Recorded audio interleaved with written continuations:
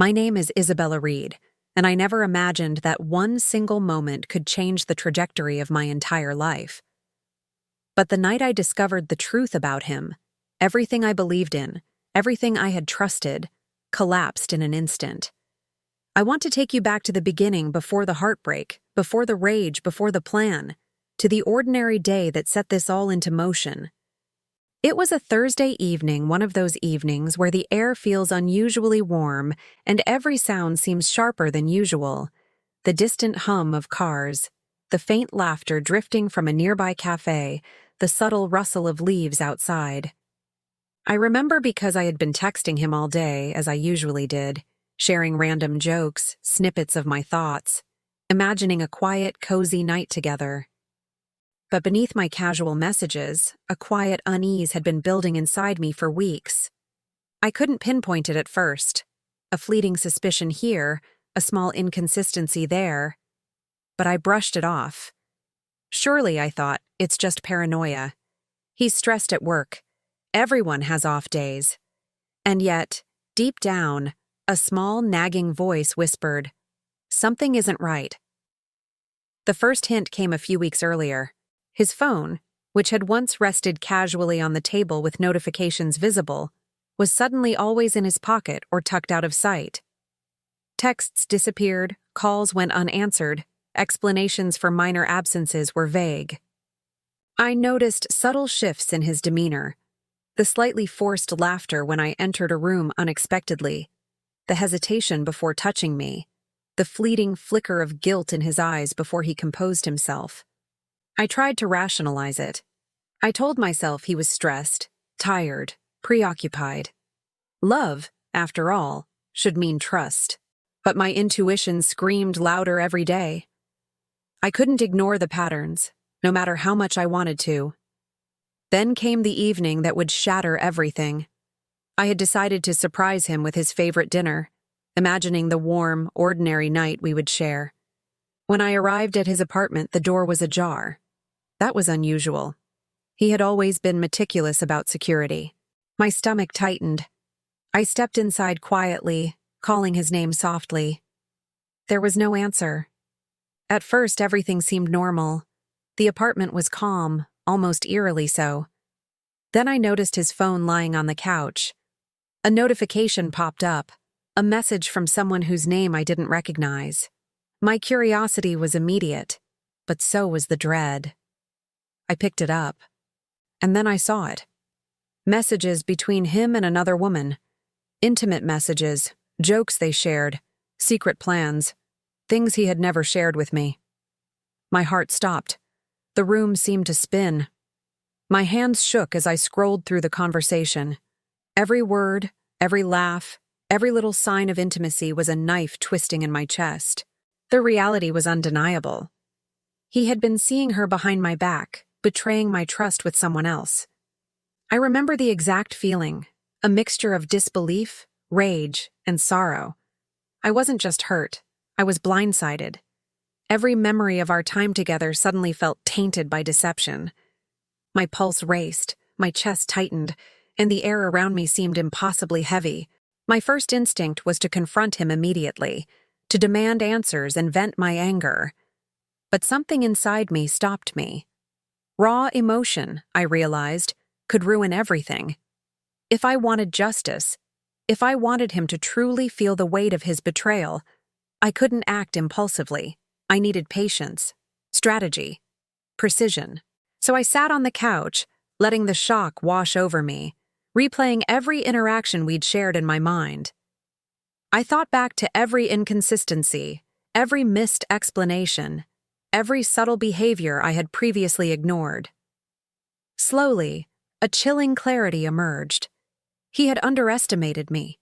He thought I would never notice, that I would forgive blindly, that I would remain unaware. And he was wrong. That night, sleep eluded me. I wandered the apartment, touching objects we had shared, mugs, books, photographs, now tainted by his lies.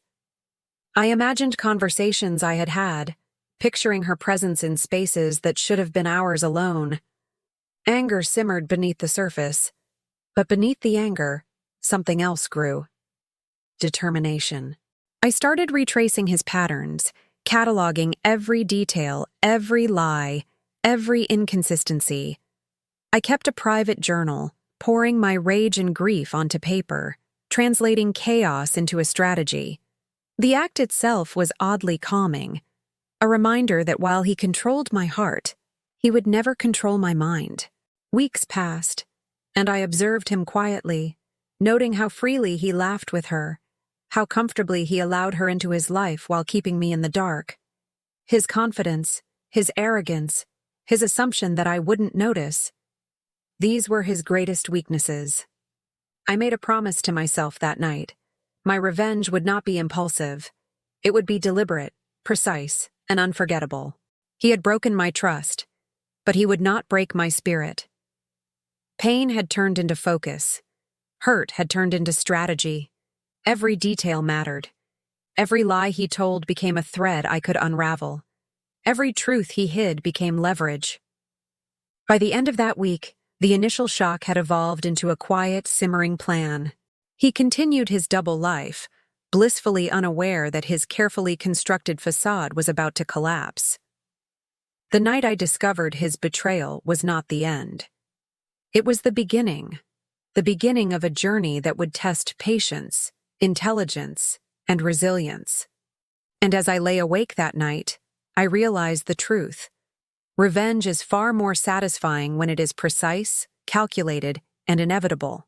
After the initial shock faded into a cold clarity, I, Isabella Reed, knew one thing. If I acted impulsively, I would ruin everything. Revenge is not about fleeting anger. It is about timing, precision, and turning someone's arrogance against them. And he had plenty of arrogance. He thought I was naive, slow to notice, and easy to manipulate. That assumption would be his undoing. I began by observing him, meticulously noting his routines, his behaviors, the people he trusted blindly, and the tiny patterns that revealed his lies. Every day, I cataloged interactions that seemed ordinary, but when analyzed, revealed subtle inconsistencies. Each detail was a thread I could pull, each slip a foothold for the strategy I was developing. I started with his communication habits. His phone was a fortress, but everyone leaves cracks. I noticed the way he answered certain messages. Delayed replies to her, immediate for work, casual for me. Every notification, every glance at the screen, every subtle inflection of his voice gave me clues. I recorded these details discreetly, creating a mental map of his deception. Next, I mapped his social circle. Friends, colleagues, family, all unwittingly aiding his deception. I needed to know who could expose him, who would defend him blindly, and who might inadvertently help me. Even the other woman became part of my reconnaissance. Her patterns, visits, and digital footprint helped me understand how and when he strayed. Each observation built the framework for a flawless plan. I wrote everything down, obsessively. My journal became my secret weapon. Dates, times, conversations, inconsistencies. No detail was too small. At first, this felt exhausting, but slowly, the chaos in my mind transformed into something structured. A precise, actionable plan. By the time I was ready to act, I would have complete control. It wasn't easy. I had to manage my emotions constantly. Anger simmered beneath the surface, flashes of betrayal burned in my chest, and yet I had to contain them. Each imagined confrontation, each fantasy of humiliation, became fuel, not for impulsive action, but for a carefully orchestrated strategy. I created contingencies for every possible scenario. What if he discovered I was watching? What if she realized she was a pawn in my plan? What if a friend accidentally tipped him off? I planned for every potential failure. Revenge without preparation is meaningless. While planning, I also reflected on my own strengths. I had been observant, patient, and intelligent in ways he had underestimated. His assumption that love made me blind was his fatal mistake. Every lie, every deceitful move, every moment of his overconfidence became another opportunity to turn the tables. The strategy evolved around three key objectives. 1. Gather undeniable evidence, not fleeting text messages, but a complete record of his betrayal. Screenshots, timestamps, contextual notes, all cataloged meticulously. 2. Reclaim my dignity. When the truth was revealed, I would control the narrative. He could not manipulate perception or evade responsibility. 3. Deliver the impact. The revelation needed to be public enough to ensure accountability, yet subtle enough to maintain my control. I spent weeks acting normal, hiding my awareness. I smiled, laughed, and shared moments as though nothing had changed, while cataloging every behavior, every slip, every sign of guilt. Each day added pieces to the puzzle. Every lie he told became a thread to unravel. At night, I lay awake, replaying scenarios in my mind. What if he denied everything? What if he turned it around and made me appear irrational? I accounted for every response, preparing layered evidence to ensure no escape. The hours of sleepless vigilance were grueling, but each moment sharpened my plan. I also mapped his psychology. He thrived on control, overestimated his cleverness, and underestimated others. These traits, once his advantage, became predictable patterns I could exploit. By anticipating his reactions, I could orchestrate the final revelation for maximum impact. As I observed, I also strengthened my emotional armor. I couldn't allow him to manipulate my feelings further. Anger and hurt became strategic fuel. I transformed weakness into focus, betrayal into clarity. My strength grew with every calculated observation. The plan took shape in stages. Stage 1, surveillance and confirmation. I needed irrefutable proof, every interaction, every message, every meeting documented. Screenshots, timestamps, context notes. Nothing would be missing. Stage 2, psychological positioning. He needed to remain unaware. My calm, loving, normal demeanor encouraged him to reveal more, unknowingly exposing himself. Each conversation became an opportunity to gather more evidence. Stage 3, strategic exposure. The final act had to be precise. Timing, location, audience, everything orchestrated to ensure maximum impact and irrevocable consequences. I rehearsed every possible scenario, anticipating his denials, manipulations, and desperate attempts to twist reality. Every contingency was accounted for. I had built a plan that left no room for error. Throughout the process, I observed him subtly manipulating others, flaunting his deception, confident that no one would notice. That arrogance became his undoing. Every action, every word, every smirk of self-assuredness was evidence for the final revelation. Weeks of careful observation, sleepless nights, and relentless focus paid off. I had the evidence, I had the audience, and I had the psychological leverage. The day to act approached, and I was ready. The planning itself became empowering. Betrayal had initially left me hollow, but strategy gave me agency. I was no longer the victim. I was the orchestrator. The pain that once consumed me had transformed into control, precision, and quiet satisfaction. Finally, I set the stage. The final act would not just expose him, it would ensure he felt the full weight of his arrogance. I had turned months of betrayal into a weapon, and the moment of reckoning was almost here. The morning I decided to act, I woke with a strange mix of calm and exhilaration. For weeks, my mind had been a battlefield of anger, grief, and meticulous planning. Now, the time had come. Every sleepless night, every hidden screenshot, every careful observation, it all led to this day. I, Isabella Reed, began with patience. I did not confront him immediately. Impulsive action would ruin everything. I waited for the perfect moment, when his confidence was at its peak, when he truly believed I was unaware of his double life. By late afternoon, the opportunity presented itself. He was with her as usual, blissfully oblivious. From a discreet distance, I watched their interactions, the subtle touches, shared laughter, and ease he displayed around her. Each small gesture stung, but I kept my composure. Every moment of apparent bliss was a thread I would unravel later. I prepared the evidence meticulously. Every message, every image, every conversation was organized chronologically, labeled, and time-stamped. Notes on inconsistencies, repeated lies, and behavioral patterns were all included. The goal was simple: undeniable proof. When he saw it, there would be no excuses, no rationalizations, no escape. I also prepared myself. Revenge is most powerful when delivered calmly. Anger clouds judgment, precision requires clarity. I rehearsed what I would say, how I would present each piece of evidence, and how to maintain an aura of control. My composure would contrast sharply with the storm about to hit him. As evening approached, I invited him and a few mutual friends for what he believed would be a casual get-together. The other woman would be there too, unknowingly a witness to her own role in the betrayal.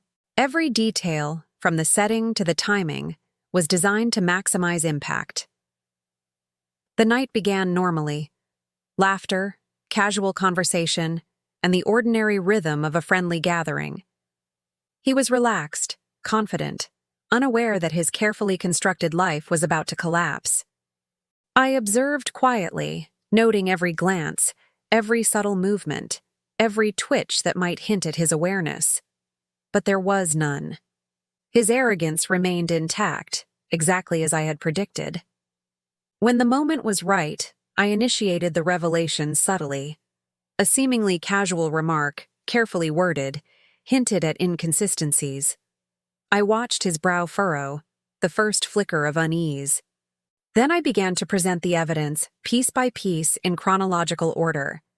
Screenshots, messages, behavioral notes, everything. His composure began to crumble. The confident, charming man who had fooled everyone, including me, faltered. His voice trembled as he tried to interject, to explain, to deny. But the evidence was overwhelming. Each lie he had woven unraveled in his hands. He was exposed, powerless, utterly unprepared for the magnitude of his betrayal. The other woman's reaction was immediate. Shock, confusion, and guilt mingled on her face. She had been unknowingly complicit, and now she faced the undeniable truth. I had anticipated her response, and it played out almost perfectly. She had imagined herself as the other woman without consequences, but reality was inescapable. Friends and family, present at my careful invitation, reacted in stunned silence. Shock, disbelief, and incredulity rippled through the room. They had trusted him, admired him even, unaware of the web of lies he had spun. And now, in a single, meticulously orchestrated moment, all of that trust dissolved. Through it all, I remained calm. I did not yell, I did not cry, I did not beg or plead. I simply revealed the truth, fact by fact, detail by detail, allowing the weight of evidence to speak for itself. The power was intoxicating, yet I stayed grounded. Revenge is not about cruelty, it's about justice. And justice, when delivered with precision, is unforgettable. I also reclaimed my own narrative. I articulated, clearly and calmly, how his betrayal had affected me, how his lies had manipulated my life, and how his deceit had transformed ordinary moments into manipulations of trust. By doing this, I exposed him while simultaneously demonstrating my resilience, intelligence, and dignity. I observed his reactions minutely. The twitching hand, the faltering voice, the strained attempt at control. His arrogance, once a shield, had become his vulnerability. Every attempt to justify, rationalize, or manipulate was countered with the evidence I had meticulously prepared. There was no escape, no loophole, no room to rewrite the story. He tried to regain control, raising his voice, attempting to cast doubt. But I was ready. Each argument he made was dismantled by facts and proof. His confidence, which had once allowed him to deceive, now amplified his humiliation. The carefully crafted facade he had relied on for months crumbled before my eyes. As the confrontation unfolded, I documented his reactions in my mind. Every facial expression, every inflection, every desperate pause. Each moment was validation for months of careful planning and sleepless nights. Watching the unraveling of his double life was both surreal and empowering. By the time the confrontation concluded, silence hung heavy in the room. He was speechless, grasping for explanations that no longer held weight. The other woman had withdrawn, shaken and embarrassed. Our mutual friends absorbed the full scope of the revelation, some stunned, others quietly supportive. The most powerful moment, however, was internal. The anger and hurt that had driven me to this point had transformed into calm satisfaction. I had reclaimed my dignity, exposed the deception, and demonstrated that betrayal has consequences. It was not revenge for revenge's sake. It was restoration, assertion of agency, and delivery of justice. In the aftermath, I reflected on the psychological impact of the confrontation. Betrayal wounds deeply, but planning and executing justice heals more profoundly than impulsive outbursts. I had not only shown him the cost of his deceit, but also reaffirmed my own strength, resilience, and intelligence. He tried eventually to apologize, but words were meaningless. The exposure of his lies, the public witnessing of his deception, left an indelible mark. His attempts to manipulate perception or escape accountability were futile. The arrogance that had blinded him was now his undoing. The beauty of precise revenge lies in its inevitability. He had assumed I would remain passive, that I would forgive blindly, that I would tolerate deception. That assumption, that arrogance, had been his fatal mistake. And through it all, I remained composed. The months of observation, documentation, and planning had paid off. The confrontation was deliberate, measured, and psychologically devastating. It was not chaotic, it was orchestrated to perfection. Finally, as he retreated into silence, humbled and stripped of confidence, I felt profound closure. The betrayal that had once consumed me no longer held power over my emotions. I had transformed hurt into strategy, deception into opportunity, and anger into precise action. The stage was set, the plan executed flawlessly, and justice, undeniable, inevitable justice, had been delivered. He was unmasked, exposed to all, and I had reclaimed not just my dignity, but my agency, my strength, and my sense of self. And as I watched him vanish from my life, I realized a crucial truth. Revenge is not about cruelty. It is about fairness, empowerment, and reclaiming control over one's life. After the confrontation, the room was quiet. The weight of truth hung heavily in the air. He tried to speak, attempted to explain, tried desperately to rationalize his actions, but every word was powerless against the evidence laid bare. The confidence he once wielded so arrogantly had evaporated. I, Isabella Reed, felt a strange mixture of relief, satisfaction, and exhaustion. Months of sleepless nights, emotional turmoil, and painstaking observation had culminated in this moment. Revenge was not a fleeting thrill. It was a meticulous, deliberate, and transformative act. And now, I could finally breathe. Watching him retreat, humbled and stripped of control, I experienced a liberation that went beyond emotional satisfaction. The anger that had once clawed at my chest had dissipated, replaced by a quiet sense of empowerment. For so long, he had assumed he could manipulate me, deceive me, and exploit my trust. That assumption had been his fatal flaw. The other woman, equally stunned, realized her complicity. She had been drawn into his deceit without full awareness, and now she faced the consequences of her involvement. I didn't need to confront her. Her shocked silence said everything. Friends and family, some of whom had been caught in the ripple effects of his lies, reached out afterward. Some expressed disbelief, others relief that the truth had finally surfaced. In these conversations, I found additional closure.